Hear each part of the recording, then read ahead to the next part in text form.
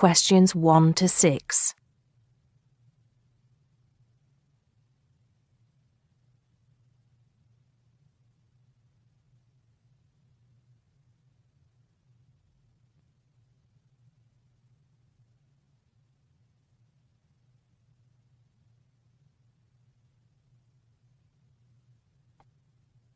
Now we shall begin. You should answer the questions as you listen, because you will not hear the recording a second time. Listen carefully and answer questions 1 to 6. Good morning. So, what can I do for you? Well, it's about the accommodation where I'm staying at the moment. First, can you give me your name and address, please? Yes, I'm Maria Dominguez, and the address is 12 Pine Tree Terrace. It's in Westcliff. I'm staying with 2 other students. There's actually 4 of us in the house, us 3 students and the lady who rents the house to us. So, is there a problem? Well, there are a few, actually. You know, I'm a first-year student, and though I lived away from home for a while when I was studying over the summer in Mexico City, I've never lived abroad, and it's a big change for me. The course is tough, but that's not the main difficulty. I'm coping with that up till now, anyway. The accommodation was arranged for you by our office, wasn't it? It's a nice place by the sea. Okay, but it's difficult. There are only a few buses, and it takes about 50 minutes. It's just so far away, and there's no way I can get back if I want to stay on after 7. And also the other thing is, there's nothing to do there. It's basically just a village. All my friends stay on campus. What about the girls you live with? Do you get on with them? Well, when I see them, but one of them is hardly ever there. Mostly she stays in a house with friends. They've got plenty of extra space, you see. The other girl is quiet as a mouse and hardly ever leaves her room. The landlady's friendly enough, though a bit forgetful, and she doesn't keep the place very clean. I don't have any real problem with her as a person, though. I understand it's rather far away. So I suppose you'd like us to find you a place in the halls of residence or closer by in the town. That would be good. You did say in your brochure that most first-year students are offered a place in halls. I think it actually said final year students have priority there. They need the library facilities more for studying for their finals. Before you hear the rest of the conversation, you have some time to look at questions 7 to 10.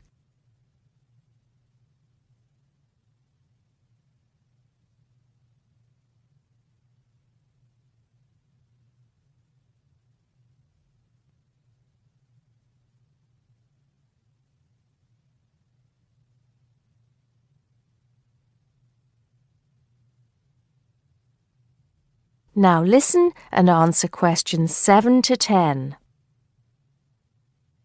Anyway, let's see what we can do. Just a moment, I'll check what might be free.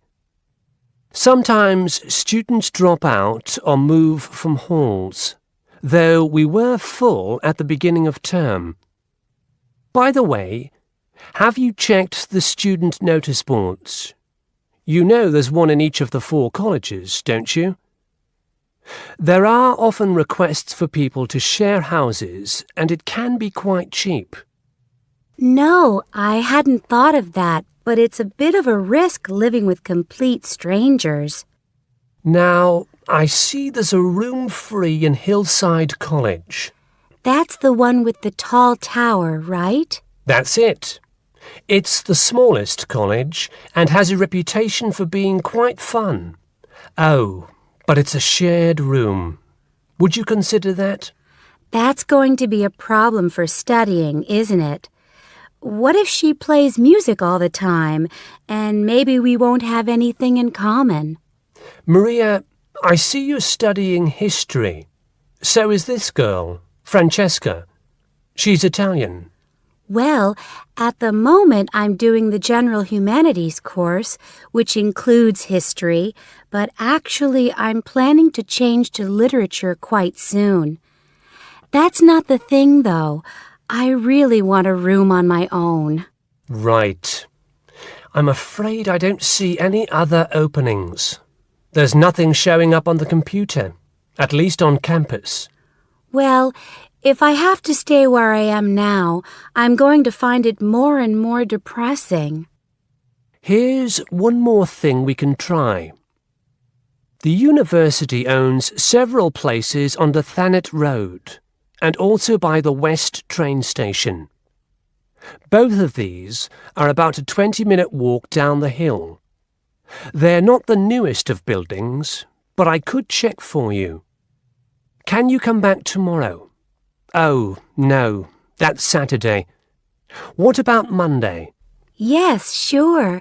I'd really appreciate it if you could do something for me. Let's hope so.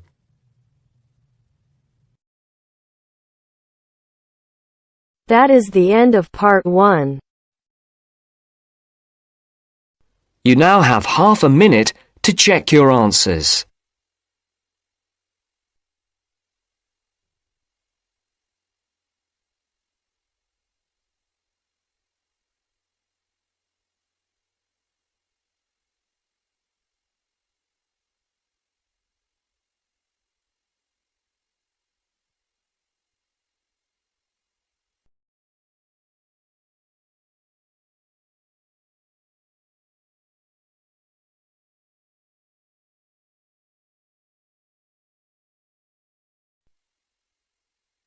Now turns to part 2. Part 2. You will hear two students and their tutor discussing a survey project. First, you have some time to look at questions 11 to 16.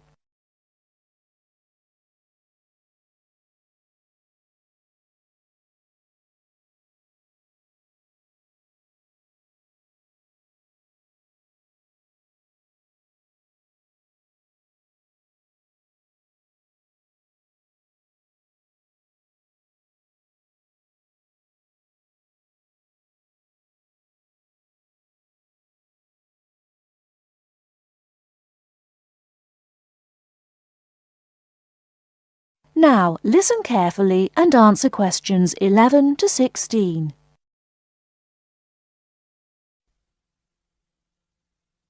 So, what's the survey about, Tom? It's about where students want to live and how they choose. Basically, their accommodation preferences. We've actually tried it out with a few students already. Okay, that sounds fine. So, to start with, how many questions have you got? 20? Is that too many? Yes, it is, really. People get fed up answering lots of questions and they stop thinking about their answers.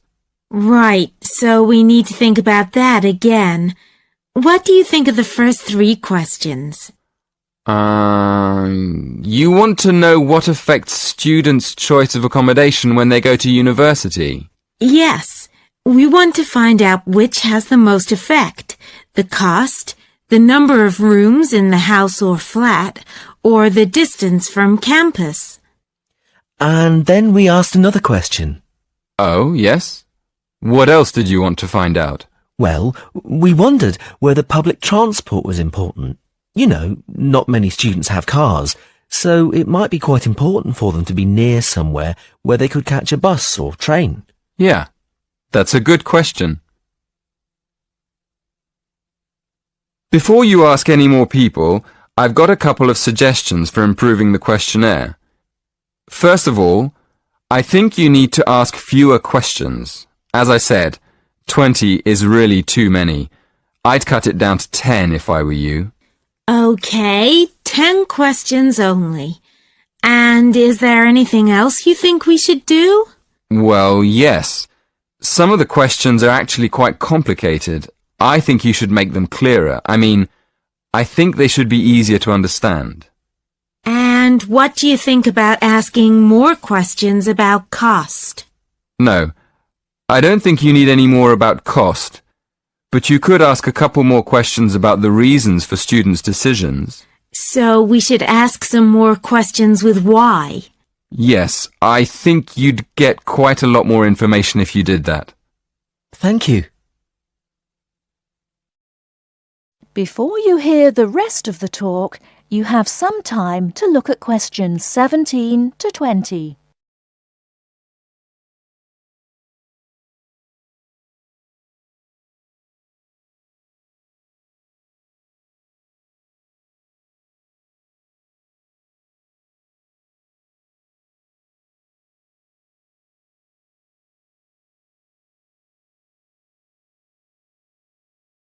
Now listen and answer questions 17 to 20.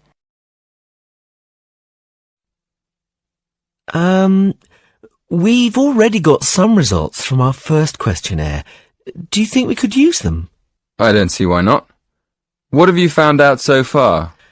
Well, the number of rooms was only important for 16% of the people we asked. It looks like a lot of students are quite happy to share a room. And even fewer people were concerned about being near a bus stop. Only 10%, in fact. I'm surprised about that. But what about the distance from the university? Well, that was quite important.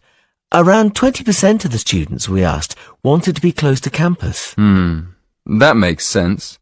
And what about the cost? Yeah, as we expected. The cost was by far the most important factor. More than half the students were concerned with the cost. 54% to be exact. Only 54%?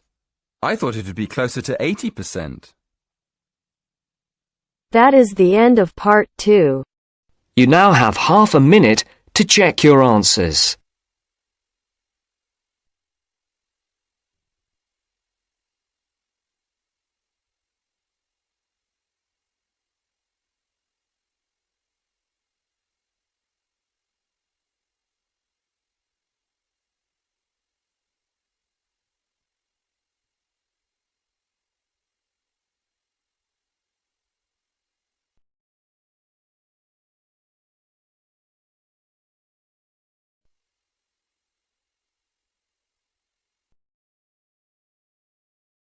Now turn to Section 3.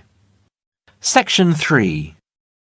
You will hear a dialogue between two students, David and Jim. First, you have some time to look at questions 22 to 25.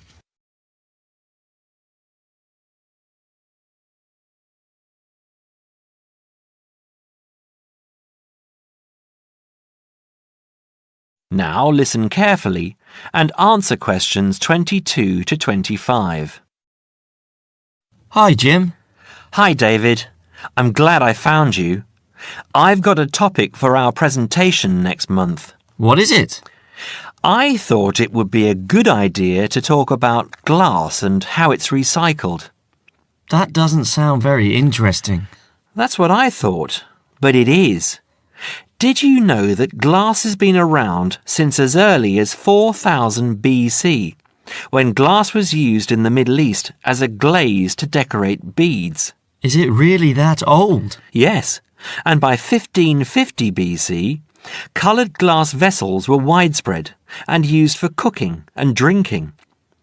The earliest known clear glass is a vase found in Nineveh in Assyria, dated from around 800 BC, which is now in the British Museum here in London. You know, I think I've seen that. I was at the British Museum a couple of months ago with Lisa. We don't realise how valuable glass was. It wasn't used widely back then. Until the 18th and 19th centuries, glass was very expensive and was used for limited applications, such as stained glass windows for churches.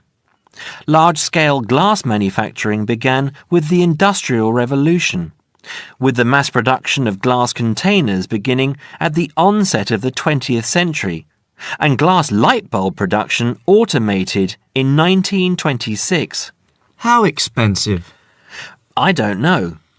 But nowadays glass is much less expensive and is taken for granted as a packaging material, in addition to its use in windows and other applications. Do you know what glass is made from?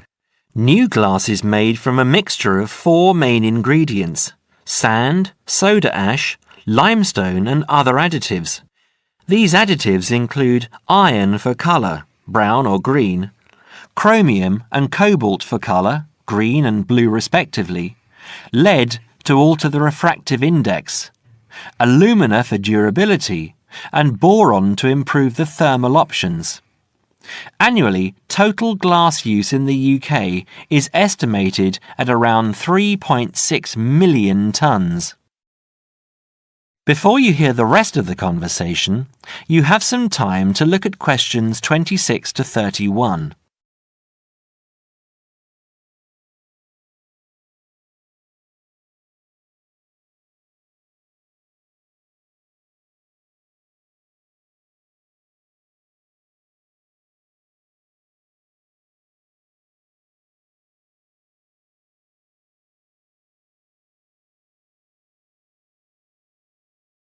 Now listen and answer questions 26 to 31.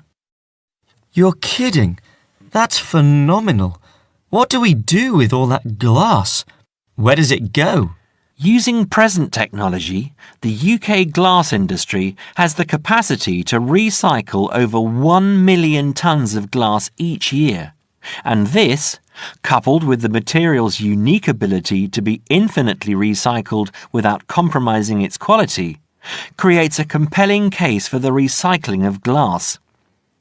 Despite this, glass makes up around 7% of the average household dustbin, and last year over 2.5 million tonnes of this material was landfill.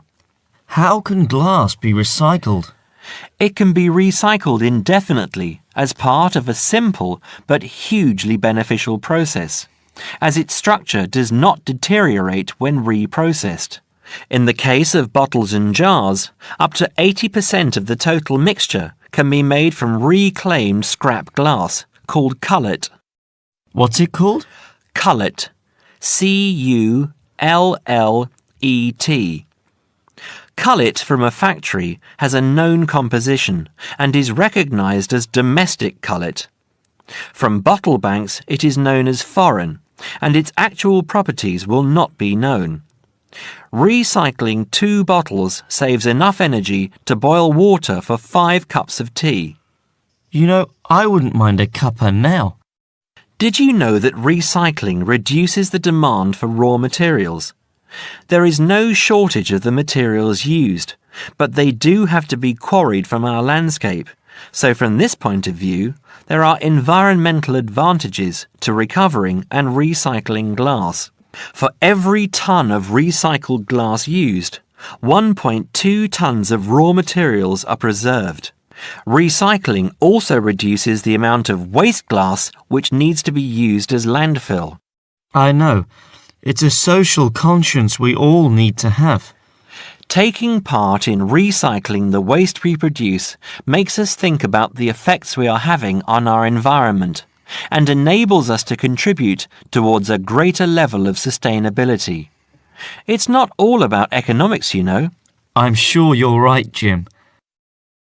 That is the end of section 3. You now have half a minute to check your answers.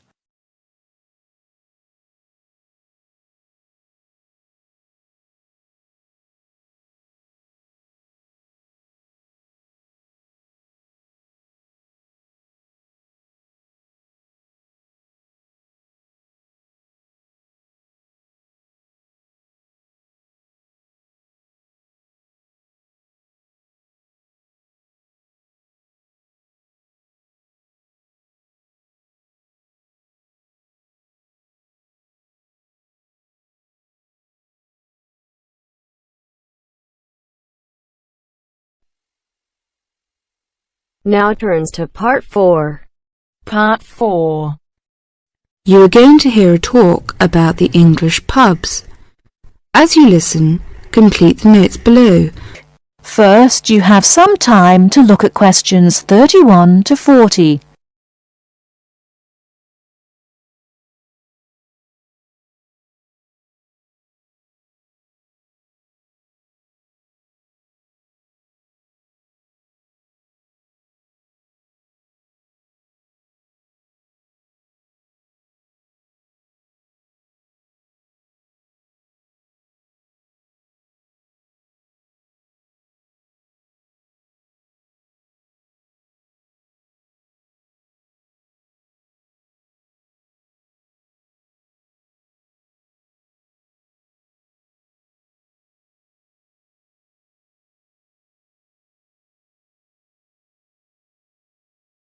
Now listen carefully and answer questions 31 to 40.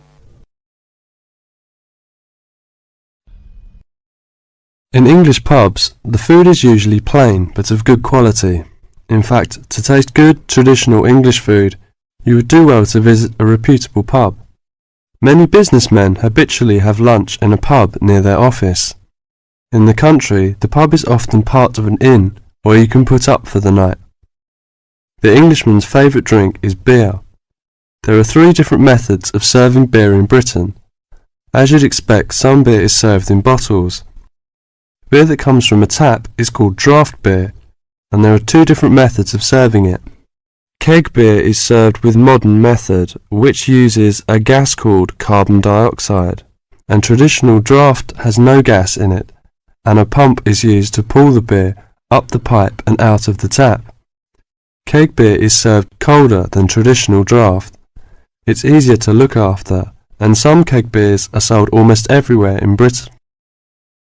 This means that you can always have exactly the same drink in any pub that sells a particular keg beer.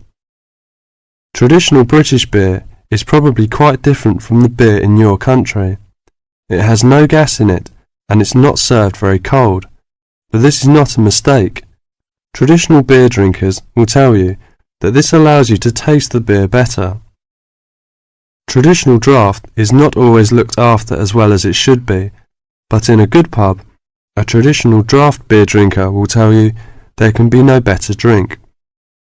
There are a lot of different breweries, companies that make beer, in Britain, but they make the same types of beer, and you can see them in the list below. Lager is the kind of beer that is common in many countries. Normally keg is served cold. Strong lager is often available in bottles. Bitter is the most popular kind of British beer. It tastes slightly bitter and can be keg or traditional draft. Most pubs have more than one kind. Guinness is a thick, almost black, bitter tasting Irish beer. Pale ale is less strong and a bit sweeter than bitter, and often is keg. Mild is a fairly sweet beer, often dark, not as strong as bitter. It can be keg or traditional. It cannot be found everywhere. Bottled beers are sometimes served cold. There are several kinds available. For example, light ale like pale ale. Brown ale is a brown, often rather sweet beer. Stout is a very dark beer. Law regulates the pub's opening times. Local variations are possible, but usually a pub is open from 11:30 to 3 o'clock, and from 5:30 to 10:30 or 11 o'clock. Betting is forbidden in pubs. Children are not allowed on licensed premises, which may mean that father and mother cannot have a quiet drink together if children are with them. In the old days, when people drank too much and pubs were often rowdy, the law against children entering pubs was a wise one. Today, drunkenness is much less frequent than it was, say 50 years ago. It would be quite wrong to consider the average English pub as anything other than a respectable, friendly place that provides good drink, good food, and a pleasant social atmosphere. Far too often the foreigner has read accounts of sordid 19th century drinking places, haunted by people whose one desire was to drink as much as they could afford as quickly as possible.